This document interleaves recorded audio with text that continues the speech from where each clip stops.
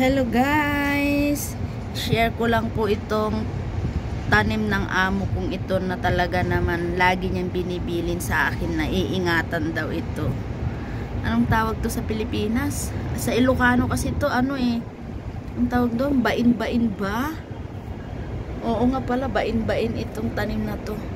Ang kaso dito, binili ng amo namin ito. Sabi ko ay damo lang yan sa Pilipinas. Sa Pilipinas kasi to makikita lang sa gilid-gilid, pero dito iniingatan pala at mahal din. So parang nagkaroon pa ako ng idea. Para pag uwi ko, magdadala ako ng ganitong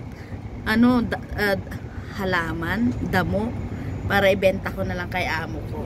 O diba? Para kumita pa ako. Charan! Char! Share ko lang po kasi parang namangha naman ako na iingatan to na lagi kong didilig-diligan, samantalang sa Pilipinas inaapak-apakan lang to, dito inaalagaan.